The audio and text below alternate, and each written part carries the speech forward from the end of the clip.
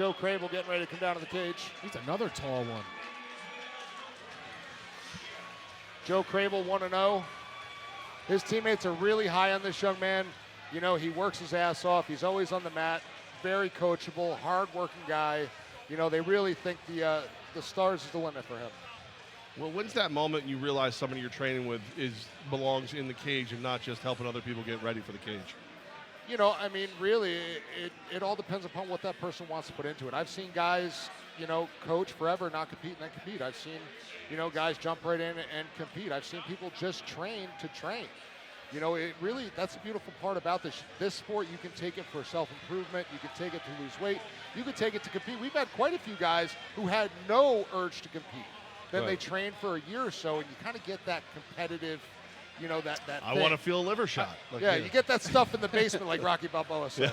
I always felt like, and I've only been to boxing gyms. I was married to a professional boxer, female, back in the day. She went for fitness, but there were other fighters in the gym who were getting kind of like that preferential treatment from the coaches. And then when it was time for one of them to fight, she saw how the entire gym just kind of rallied around it, and it sort of became a family that I think people, they feel inclined, they want to be a part of. And then they want to have the support. And then, but it's a different switch to go from I want to do it to actually having the guts to climb into the cage. That's a whole different switch. Because it's not even just climbing in the cage. There's like an 8-week training camp where you're getting the shit beat out of you by how many people every day and night. It almost like defeats your confidence, but in reality it's breaking you down so that you're built up by the time this fight happens. You know, and if you know the name Jeff Levac, it's because he's been on the radio like me for a million years here in the Capital Region, but you have multiple jobs too. And I want to make sure I say this right. President of the Albany Firebirds? Yeah. Team President Albany Firebirds. Congratulations, by the way. Thank you. Bringing that brand back. Yeah. You put up with a lot of nonsense over the last couple of years. A lot of us in the media and in the radio had to kind of keep quiet.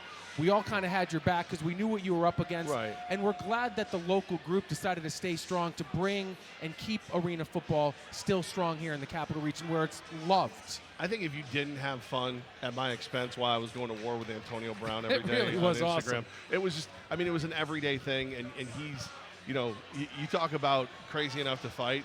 I don't think he's crazy enough to physically fight, but he's crazy enough to get into every single verbal battle there is. Yeah. It was, I mean, I would never do it again, but it definitely, it relit the fire for the rest of us to bring back a team, and no pun intended, the Firebirds. Did he ever have good intentions when he agreed to enter the partnership with you guys as the Empire? I think in the beginning, when we first talked to him, he talked about wanting his kids to see the field where his father played and all these things. And then once he I got to be honest with you, once he started bringing his circle together from outside, inside, that was when it all kind of fell apart. Yeah, because, I mean, his father was a legend. I Yeah. mean, bringing back the Brown name and the family and the heritage, on paper it seemed so good, but then, I mean, I think everyone knows Antonio Brown is facing much bigger problems. Oh, yeah. You know, all the hits he took with the CTE and things like that, and he just seems a little bit out of control, to say the least. He's a spoiled athlete with CTE. Yeah, I mean, it is what it is. From the sounds of it, to me, it was almost like a Rick James meets Charlie Murphy. Yeah, no, I do feel like if somebody did put 5 fingers to the face, it might have made a difference. We're going to bring it up to Mike Falvo.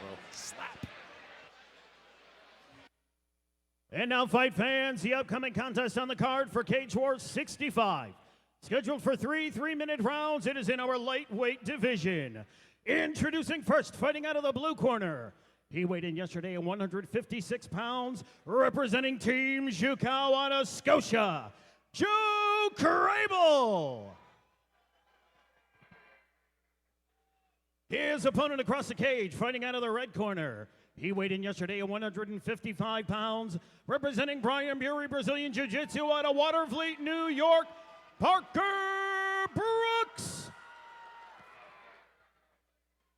The man in charge of the action at the sound of the bell is Mr. Matt Goler. Well, we've got definitely contrasting body types. We got two athletes with a lot of local fans. Will, how do you see this one shaping up? You know, we don't know a ton about Parker. So, again, coming from Bury Jiu-Jitsu, I expect him to be ready. We know Joe Crabill, his teammates real high on him. You know, I expect this to be a calculated match. As I say that, if they come out in the middle and start banging. I mean, but Parker's got a good, strong, athletic wrestling type build, if you ask me. Sturdy base. He really does, but the more muscle you have, the more oxygen you use. So there is a law of diminishing return after a point. I use very little oxygen. When you sleep, Oh! Crabill almost slept Parker Brooks there with a left. Parker doing a good job with that double. That does, you can see the wrestling background there for sure. Absolutely. I'll tell you guys, he ate a big shot. It was quick. Now let's see if he can pass this guard though. Crabill looking to bring that left leg up, using it to stand. Wow, he is a wrestler. You are right, gentlemen. That's that tenacity there. Are we out of novice yet, or where are we with Nope, we got chin guard still. All right, This is it. okay, Last novice fight. All right. Were you too busy checking my Instagram? The shin guards were a dead giveaway. It's my first night, Will. Good head movement by Joe Crabill. Nice right hook. Oh, good answer by God, Parker. I love this fight. Throwing bombs. Parker has a heavy right hand, and he's excellent at changing levels. And he's very durable, too, because he's eaten some big shots already. And another one. if Nice you ask trip. me. Crabill's just staying alive, getting through it, looking for an opportunity, looking for an in. Credit Parker Brooks because he's not altering from his game plan. Good even though job he's- sprawling by Joe Crabill. Oh, turn the corner, grab those legs, Parker. Nice work. And that's the worst part. When somebody's a good wrestler, you defend one takedown, then they string them together. Right. And that's all they've ever done is put people on their back. So they want it, they need it. And they're good at it. Parker is. I mean, again, I made a joke about the name. Look at this guy. It's a monster. Joe Crabill got the feet into the hips. Framing on the left side. It's been an interesting fight to score because, Brooks been down twice, and that's got to count for something, right? He has, but, he's holding them down. He's had some heavy shots himself. If you're looking at damage, he's the one bleeding. Right. Well, and also, to your point about the muscles needing the oxygen and everything, if you're Crabill, you're probably just thinking, I got to get this guy to the deep water. Yes, I got to get this guy to another round. 100%. Good job by Crabill, not letting him settle into side mount, trying to keep him in half guard. About 30 seconds left to go in our first round, a real competitive first round between Crabill and Brooks. Joe Crabill doing a nice job with his feet in the hips, using his feet to try to elevate Parker. His comfort on his back is you said his teammates were very excited about. You can see why. Yeah, he says he's a young kid, and he's good everywhere. Crabill in the, well, 10 they're both wearing seconds. dark trunks. Crabill blue, Brooks red. Just trying to fight those hands. Oh! Brooks with another takedown. What a fight! Joe this is Crabill exciting. looks down at him like, I'm still here. Yeah. Now here's the thing: if you didn't just watch that round, tell me which one lost. Parker Right. Brooks looks a lot more beat up than Joe Crabill. He does. Well, and this is where the arguments come in, because now they want it to be more about damage than it used to be in the past. So what are the judges looking at? Are they looking at the fact that, Parker controlled it towards the end of the fight, or are they looking at that damage? It's hard, there's got to be a balance of some variety, right? Like, if I lost a fight and I look perfect, I'm gonna be pretty upset. If the other guy looks beat up. Yeah, in fairness, we've seen it when it go to the judges' cards that the judges have already made some very interesting choices. I have no idea how you would score that first round. I would say slight edge, if you ask me, to Parker, just because he seemed to at least control Crabill. But Crabill did land the bigger shots, and Parker Brooks actually hit the mat a couple of times from some of those big shots. So that's an even round. Here we go, round number 2. Joe Crabill, a little bit light on that left leg. I wonder if something happened to his left leg. Let's do the crowd. Yeah, he's stepping a little light on that left leg. Guys, gingerly.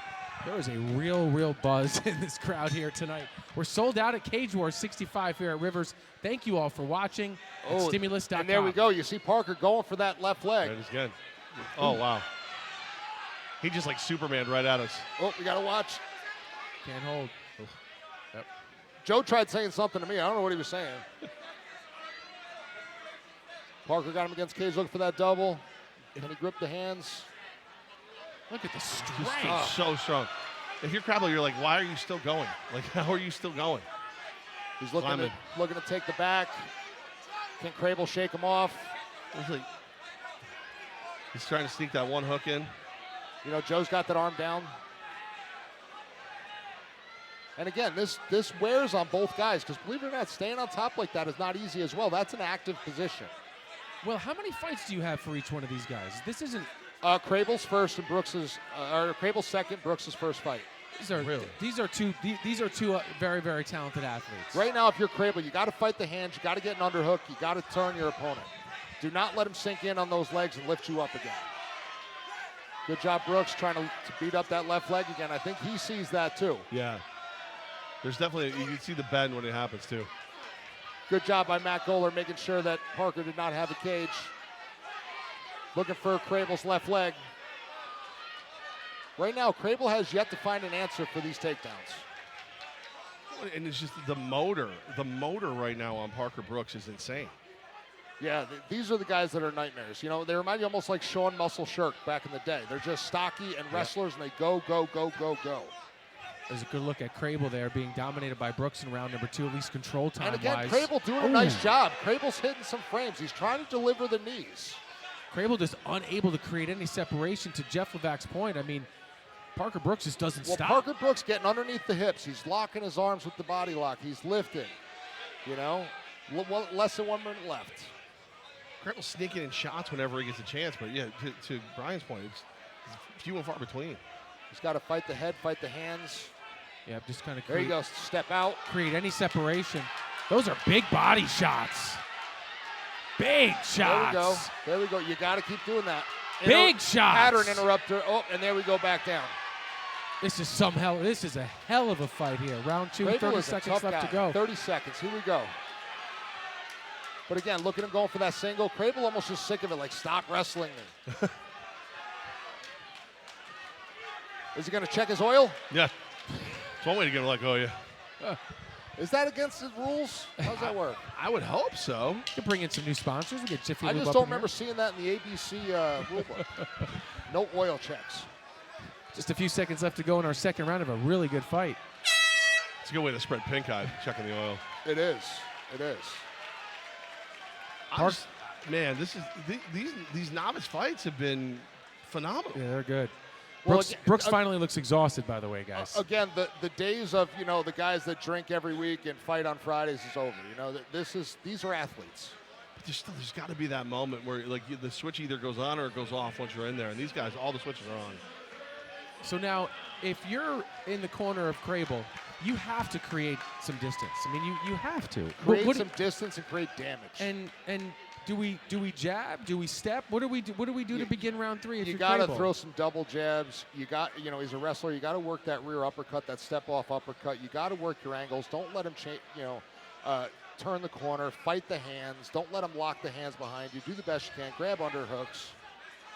And again, he did better the second round than the first round, but still, you know, Parker had the advantage in terms of grappling and cage work. Guys, we don't always get a sense of what the crowd sounds like because we've got the headset on. This is a very vocal crowd here tonight. Well, they've got a show that they should be vocal for, so. This is fun. It's got a bit of a Roadhouse feel to it tonight here inside Rivers. By the way, did you see the new Roadhouse? I watched half of it. It was great. I think it's really good. Jake Gyllenhaal made that movie. He's hysterical.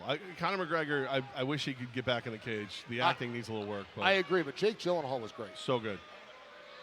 What are we? They're checking for something. And maybe checking a rib. The doctor's in there. Yeah, he did slow down considerably. He says, I'm fine. Yeah, good. Yeah, we need a third round here. Brooks and Crabill here, set for round number 3 of a pretty competitive fight, and might even be evenly scored. Well, we don't know. Again, we don't know what's going to happen with the judges' idea. scorecard now. So this is one. If they did split it, I'd be okay. Right. See, right now, if you're Crabill, you got to keep your strikes in the center line. Throw that uppercut, throw that jab downward. And advantage. Brooks a lot slower getting up now. Advantage Crabill. But again, you know, don't go for those high kicks. He's got to re-secure that leg. You know, and that could have been where he hurt that left leg when, you know, Parker's grabbing those legs and you're trying to defend that. Now, Crabill's more than likely going to need a stoppage. If he can separate here, I think he's going to have a huge advantage. And he still has about 2:15 left to go, but he's got to get to work. But that time goes fast when somebody is you know, grappling you, wrestling you. There's the separation. Oh, he almost If you look at Brooks, though, Brooks is hanging on for dear life right now. He doesn't want – he's finally slowing down. That's what I mean. If Crabill's able to get any separation. You know, and I'm sure the ref's going to start watching this, too, making sure that he's actually advancing. Right. As opposed to just deer lifing. Just watching the clock go by. And again, you know what? Parker Brooks is doing what he thinks he needs to do It to is win. control time at the end of the day. It really is. He's got his arms locked again. This is where Crabill gets in trouble. Arms are locked low. He lifts and pulls. But this is Crabill's path, though. Will, this is Crabill's path. It Well, now starts right Crabill's doing a good job fighting the head. You see him bring Parker up, change the center of gravity. Oh, he almost out. He's He's got to pull that left leg out hard. See now, he just spanked him? he slapped his butt. If I'm the ref, I'm standing him up because he can't do anything. And he's just holding on at this point. You know, there's no real threat to the takedown. Got to stand him up. Come on, you can do it. Stand him Joe. up. Let's go. I like it. Otherwise, he's going to spank him again. But stand him up. Be diligent about standing up. Separate them. 1 minute. Right? Well, now at least he's back on his feet. He's trying to pull that leg in. Single. Yeah. Crable looking to his corner for some direction. And Crabill's frustrated, but Crabill's just There going we to go. There we go, the Joe. win. Here we go. Grab that underhook. 45 seconds. Just enough time for Crabill. He's got to throw the uppercut. He's got to throw the center line strikes. Brooks is spent. Spent. There's the jab. There's the 1-2. You got to unload. You got to work. You got to see that coming. That leg. Great job by Brooks there. Out of desperation, though. Very, very intelligent. He's able to push the head down though. Now it's different. Make him get up. Now it's right. Well, you're winning. Your hands are landing. 15 seconds left. It's going to be interesting to see what the judges say. Well, this third round for sure. Oh. This third round for sure is Crabill. 10 seconds left. Great Can fight he by stop both it? these guys. They're fighting right to the bell here at Cage Wars 65. Wow, nice What fight a by fight. both these guys.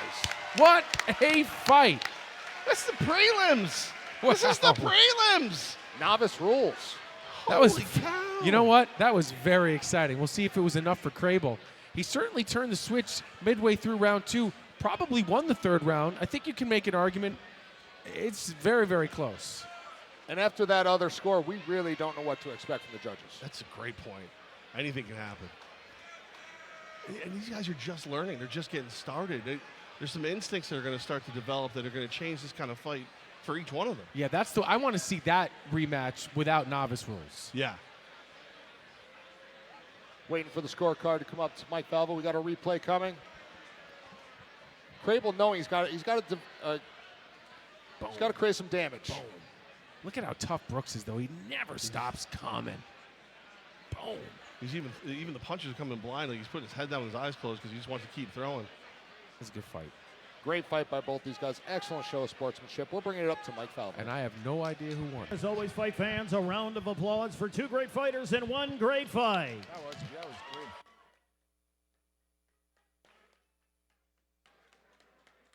And now, after 3 hard-fought rounds of mixed martial arts, we go to the official scorecard. All 3 judges have scored the fight 30-27 for your winner by way of unanimous decision, Joe Crabill. I agree with that decision. I agree with the decision. I don't know if I agree with the unanimous decision, 30-27. I didn't hear unanimous. Did that? It was 30-27, Wow. yeah. Okay. That's where I kind of question that. But Interesting. I mean, that was a great fight. Parker controlled it early, nonstop motor, just wouldn't give up. And then I want to know what they were checking for in between the second and third round. it looked like a rib in his back. The doctor was kind of feeling on a rib. So wait, you think he might have dislocated a rib? Or? Yep, absolutely. That can happen to floating rib. All right. Joe Crabill and Team Jukow That's a great picking win up for a Joe. big win.